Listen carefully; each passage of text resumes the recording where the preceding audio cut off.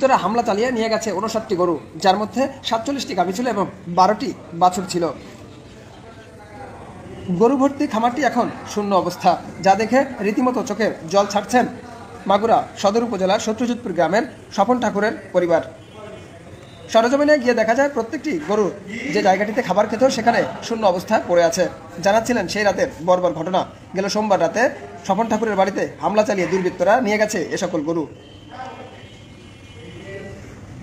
সোমবার রাতে ওই 7:30টার দিক এরকম সময় আর কি ওই গলির মধ্যে হুড়পাড় শব্দ আসছে। তাই মনে করেছি যে মানে বাসে কোনো গরু বাসে ছুটে গেছে।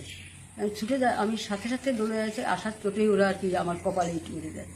ইট মেরে দিলে আমি মাথার মধ্যে ঘুরে উঠেছি। আমি তখনই পিছন ফিরে টাকাতে আর একজন একটা বাড়ি মেরে দিল।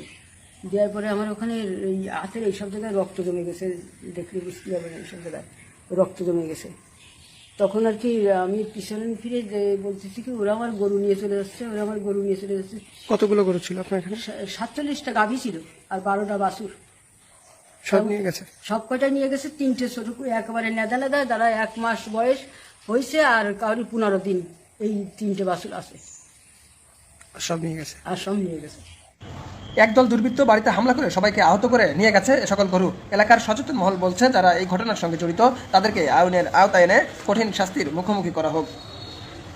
ব্যাংক থেকে লোন নেওয়া ছিল, সর্বশেষ তাদের যে সম্বল সেটুকু তারা নিয়ে গেছে। দুর্বৃত্তরা হামলা করে তাদের বাড়ি থেকে এই 47টা গাভী এবং 12টা বাছুর কিন্তু তারা নিয়ে চলে গেছে, যার কারণে কিন্তু স্বপন ঠাকুরের এখন বেঁচে থাকার যে সহায় সম্বলটুকু সেটিও কিন্তু আর থাকলো না। এই জন্য তারা দাবি করেছিলেন প্রশাসনের কাছে যে যারা এই ঘটনার সঙ্গে জড়িত তদন্ত সাপেক্ষে তাদের